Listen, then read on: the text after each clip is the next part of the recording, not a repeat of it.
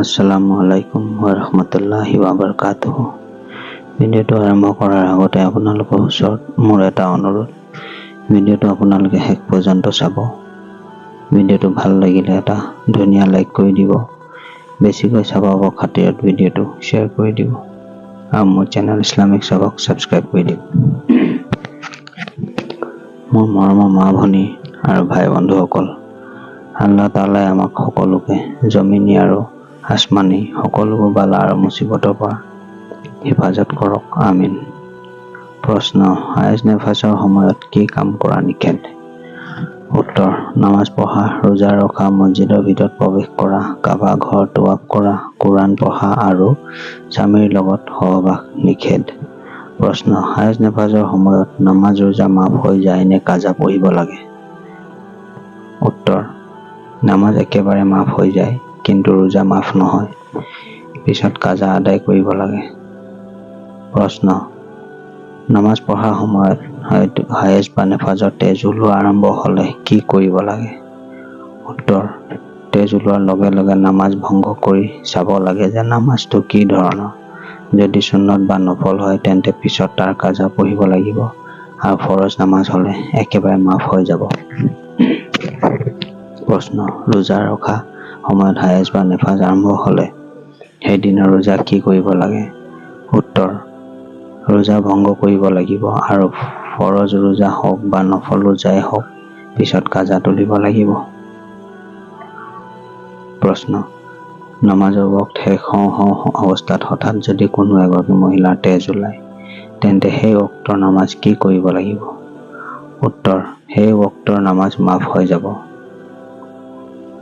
প্ৰশ্ন: নামাজৰ শেষ বক্ত হায়েজ বা নেফাজ বন্ধ হ'ল, সেই বক্তৰ নামাজ সেই সময়ত আদায় কৰা সম্ভৱ নহয়, এনে পৰিস্থিতিত সেই বক্তৰ নামাজ কি কৰিব?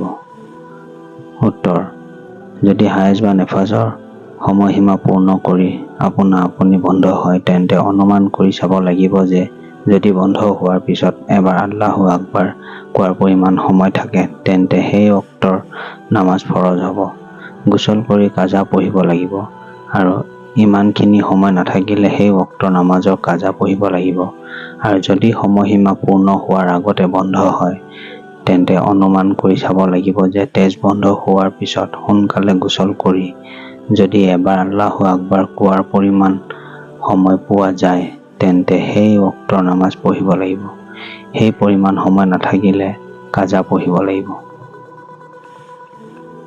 প্ৰশ্ন: এগৰাকী মহিলাৰ 5 দিন হায়েজ হোৱাৰ অভ্যাস আছে কিন্তু এবাৰ 4 দিন হৈ বন্ধ হৈ গ'ল, এনে অৱস্থাত মহিলাগৰাকীয়ে কি কৰিব?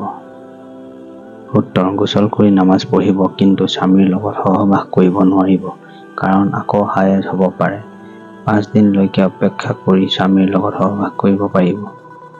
প্ৰশ্ন: কোনো মহিলাৰ 5 দিন হায়েজ হোৱাৰ অভ্যাস আছিল কিন্তু এবাৰ 5 দিনৰ পিছত বন্ধ নহ'ল, এনে অৱস্থাত মহিলাগৰাকীয়ে কি কৰিব? উত্তৰ: 10 দিনলৈকে অপেক্ষা কৰিব লাগিব।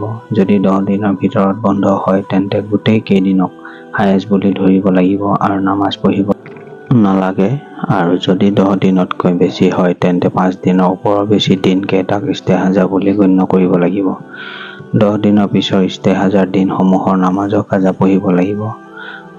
প্ৰশ্ন: কোনো মহিলাৰ 2-1 দিন তেজ আহি বন্ধ হৈ গ'ল, তেনে অৱস্থাত কি কৰিব লাগিব? উত্তৰ: গোচলৰ আৱশ্যক নাই, অজু কৰি নামাজ পঢ়ি থাকিব, কিন্তু সহবাস কৰিব নোৱাৰিব। 15 দিন পূৰ্ণ হোৱাৰ আগতে যদি পুনৰ তেজ ওলায় তেন্তে পূৰ্বৰ 2-1 দিনক হায়েজৰ অন্তৰ্গত বুলি ধৰিব লাগিব। এতেকে মহিলাগৰাকীৰ যিমান দিন হায়েজ হোৱাৰ অভ্যাস আছে প্ৰথমৰ পৰা সিমান দিনক হায়েজ আৰু বাকী দিনকেইটাক ইস্তেহাজা বুলি গণ্য কৰিব, আৰু কোনো ধৰা বন্ধা অভ্যাস নাথাকিলে প্ৰথম 10 দিনক হায়েজ বুলি ধৰি বাকী দিনকেইটাক ইস্তেহাজা বুলি গণ্য কৰিব লাগিব, আৰু যদি তুহুৰৰ 15 দিন পূৰ্ণ হোৱাৰ পিছত তেজ ওলায় তেন্তে প্ৰথমে যি 2-1 দিন তেজ ওলাইছিল তাকো ইস্তেহাজা বুলি ধৰিব লাগিব, আৰু সেই দিনবোৰৰ নামাজৰ কাজা আদায় কৰিব লাগিব। প্ৰশ্ন: হায়েজ বন্ধ হোৱা বুলি ভাবি নামাজ পঢ়া আৰম্ভ কৰিলে কিন্তু 2-1 দিনৰ পিছত আকৌ হায়েজৰ তেজ ওলাবলৈ আৰম্ভ কৰিলে, এনে অৱস্থাত সেই নামাজসমূহৰ ক্ষেত্ৰত কি হুকুম হ'ব? উত্তৰ: নামাজসমূহ হায়েজৰ ম্যাদ বা সময়সীমাৰ ভিতৰত পৰাৰ বাবে অথলে যাব, কিন্তু এনে পৰিস্থিতিত হায়েজৰ মাজতো নামাজ আদায় কৰাৰ বাবে গুনাহগাৰ নহ'ব, কাৰণ মহিলাসকলে প্ৰায়ে এই ধৰণে কৰিবলগীয়া হয়। যদি কোনো মহিলাই ৰমজান মাহৰ দিনত হায়েজ নেফাসৰ পৰা পাক হয়, তেন্তে সেই দিনৰ ৰোজা কিদৰে আদায় কৰিব? উত্তৰ: সেই দিনটোৰ ৰোজা ৰমজানৰ পিছত কাজা আদায় কৰিব, কিন্তু সেই দিনটো ৰোজাদাৰৰ নিচিনাকৈ থকা ৱাজিব। প্ৰশ্ন: কিমান পৰ ৰাতি বাকী থাকোঁতে হায়েজ নেফাস বন্ধ হ'লে পিছৰ দিনৰ ৰোজা ৰাখিব লাগিব? উত্তৰ: হায়েজ বা নেফাসৰ তাৰ সম্পূৰ্ণ ম্যাদ পূৰ্ণ কৰি বন্ধ হোৱাৰ পিছত যদি সামান্য পৰিমাণ ৰাতি বাকী থাকে, তেতিয়াও পিছৰ দিনৰ ৰোজা ৰাখিব লাগিব। ম্যাদ পূৰ্ণ হোৱাৰ আগতে বন্ধ হ'লে শীঘ্ৰে গোচল কৰি চাব লাগিব। যদি এক মুহূৰ্তত পৰিমাণে ৰাতিও বাকী থাকে, তেন্তে ৰোজা ৰাখিব লাগিব। এই পৰিমাণ সময় যদি নাথাকে, তেন্তে ৰোজা ৰখাৰ প্ৰয়োজন নাই। ৰমজান মাহৰ পিছত সেই দিনৰ ৰোজাৰ কাজা আদায় কৰিব লাগিব। প্ৰশ্ন: হায়েজ আৰু নেফাসৰ ম্যাদ পূৰ্ণ হৈ বন্ধ হোৱা আৰু ম্যাদ পূৰ্ণ হৈ বন্ধ নোহোৱাৰ মাজত ব্যৱধান কি? উত্তৰ: ম্যাদ পূৰ্ণ হৈ বন্ধ হ'লে মহিলাগৰাকীক লগে লগে পবিত্ৰ হোৱা বুলি ধৰা হ'ব, আৰু ম্যাদ পূৰ্ণ হোৱাৰ আগতে বন্ধ হ'লে সোনকালে গোচল কৰোঁতে যিখিনি সময় লাগে, সেই সময়খিনিকো হায়েজ বা নেফাস বুলি গণ্য কৰা হ'ব। গতিকে ম্যাদ পূৰ্ণ হৈ বন্ধ হ'লে লগে লগে সহবাস কৰা জায়েজ।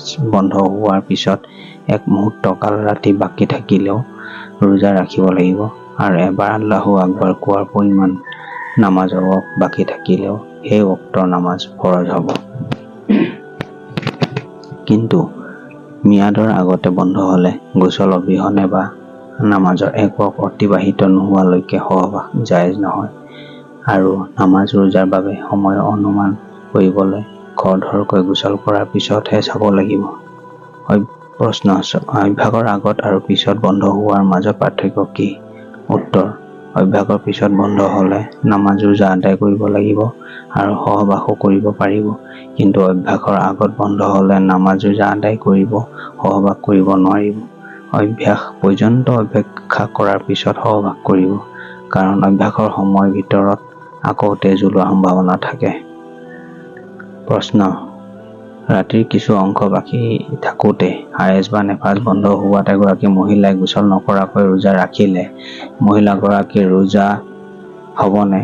উত্তৰ: ৰোজা অৱশ্যই শুদ্ধ হ'ব, কিন্তু ফজৰৰ আগত গোচল কৰা একান্ত প্ৰয়োজন, অন্যথা নামাজ পঢ়িব নোৱাৰিব। প্ৰশ্ন: ৰেহেম গৰ্ভাশয়ৰ পৰা তেজ নিৰ্গত হৈ লজ্জাস্থানৰ কোন অংশলৈ আহিলে হায়েজ বুলি গণ্য কৰা হ'ব? উত্তৰ: লজ্জাস্থানৰ বাহিৰৰ চামৰা পৰ্যন্ত তেজ আহি পালে হায়েজ বুলি ধৰা হয়। চামৰাৰ বাহিৰলৈ তেজ ওলোৱাৰ কোনো প্ৰয়োজন নাই। প্ৰশ্ন: কোনো মহিলাই লজ্জাস্থানৰ ভিতৰত তোলা বা কাপোৰৰ পটি লৈ তেজ ওলোৱাৰ পথ বন্ধ কৰি দিলে এনে অৱস্থাত কোন সময়ৰ পৰা হায়েজ বুলি গণ্য কৰা হ'ব? উত্তৰ: যি সময়ত তোলাৰ মাজত বাহিৰৰ চামৰাৰ পৰিমাণ তেজ দাগ লাগিব, তেতিয়াৰ পৰাই হায়েজ হোৱা বুলি গণ্য কৰিব লাগিব। প্ৰশ্ন: এনে ধৰণৰ পটি ৰখা হ'ল যে ভিতৰৰ চামৰা অৰ্থাৎ যৌনিধাৰ পৰ্যন্ত তেজ আহিল, কিন্তু বাহিৰৰ চামৰালৈকে পৌছিব নোৱাৰিলে, এনে অৱস্থাত কোন সময়ৰ পৰা হায়েজৰ হিচাপ ধৰা হ'ব? উত্তৰ: যি মুহূৰ্ততে যৌনি পথ খোলা যাব, সেই সময়ৰ পৰাই হায়েজ হোৱা বুলি ধৰা হ'ব। প্ৰশ্ন: এনে ধৰণৰ পটি ব্যৱহাৰ কৰাৰ বিধান কি? উত্তৰ: বিবাহিতাৰ বাবে সকলো সময়ত আৰু অবিবাহিতাৰ বাবে কেৱল হায়েজৰ সময়ত পটি ব্যৱহাৰ কৰা উত্তম। কোন স্থানত পটি ব্যৱহাৰ কৰিব লাগে? উত্তৰ: বাহিৰৰ ভিতৰৰ চামৰাৰ মধ্যস্থানত, য'ত এখন পাতল পৰ্দা থাকে আৰু প্ৰথম সহবাসৰ সময়ত ফাটি যায়। প্ৰশ্ন: এগৰাকী মহিলাই পাক অৱস্থাত ৰাতি পটি ৰাখিলে পুৱা খোলোতে তাত তেজৰ চেকুৰা দেখিলে এই মহিলাগৰাকীৰ কোন সময়ৰ পৰা হায়েজ হোৱা বুলি ধৰা হ'ব? উত্তৰ: যি সময়ত পটি খুলিব তেতিয়াৰ পৰা হায়েজৰ হিচাপ কৰিব লাগিব। প্ৰশ্ন: এজনী মহিলাই হায়েজৰ সময়ত ৰাতি পটি ৰাখিলে পুৱা পটি খুলি তাত কোনো তেজৰ চিন দেখা নাপালে এনে অৱস্থাত কোন সময়ৰ পৰা মহিলাগৰাকীক পাক বুলি ধৰা হ'ব? উত্তৰ, যি সময়ত পতি ৰখা হৈছিল সেই সময়ৰ পৰাই পাক হোৱা বুলি ধৰি লোৱা হ'ব। প্ৰশ্ন, হায়েজ বা নেফাছৰ অৱস্থাত কোৰাণ শ্বৰীফ মুখস্থ মাতা জায়েজ আছেনে? উত্তৰ, জায়েজ নাই। প্ৰশ্ন, কোৰাণত বহুতো দুৱাৰ আয়াত আছে, সেইবোৰ পঢ়াও জানো নাজায়েজ? উত্তৰ, দুৱাৰ নিয়তত পঢ়া জায়েজ, কিন্তু তিলাৱতৰ নিয়তত পঢ়া জায়েজ নহয়। প্ৰশ্ন, বহুতো মহিলাই কণ কণ ল'ৰা ছোৱালীক কোৰাণ শিকায়, এওঁলোকে হায়েজ নেফাছৰ সময়ত কেনেকৈ শিকাব? উত্তৰ, হেজা অৰ্থাৎ বানান কৰি কৰি পঢ়ুৱাত বাধা নাই। তাৰোপৰি এটা এটা শব্দ পৃথক পৃথককৈ পঢ়ুৱাব পাৰে, অৰ্থাৎ প্ৰত্যেকটো শব্দৰ পিছত অলপ বৈ আকৌ পিছৰ শব্দটো আৰম্ভ কৰিব, যেনে আলহামদুলিল্লাহি ৰব্বিল আলামিন। প্ৰশ্ন, হায়েজ নেফাছৰ অৱস্থাত কলিমা পঢ়া, দুৰুদ শ্বৰীফ পঢ়া বা জিকিৰ আজকাৰ কৰা জায়েজনে? উত্তৰ, জায়েজ, বৰং নামাজৰ সময় হ'লে অজু কৰি পাক ঠাইত বহি আজকাৰ কৰা উত্তমহে। প্ৰশ্ন, হায়েজ নেফাছৰ সময়ত কোৰাণ স্পৰ্শ কৰা জায়েজনে? উত্তৰ, জায়েজ নহয়। আনকি কোৰাণৰ আয়াত থকা কিতাপ পত্ৰ, তাবিজ বা অন্য কোনো লিখিত নথি পত্ৰ স্পৰ্শ কৰা নাজায়েজ। আশা কৰোঁ আপোনালোকে ভিডিঅ'টো ভাল পাইছে আৰু এজন ঈমানৱালাই আনজন ঈমানৱালাক আগবাঢ়ি যাবলৈ সহায় কৰিব বুলি বিশ্বাস ৰাখিলোঁ। লগতে কাষত থকা আইকন বেলটো টিপি দিব যাতে মোৰ সকলোবোৰ নতুন ভিডিঅ'ৰ নটিফিকেশ্যন সকলোতকৈ আগত আপুনি পায়। আসসালামু আলাইকুম ৱৰাহমাতুল্লাহি ৱবাৰাকাতুহু। আমিন। আল্লাহ হাফিজ।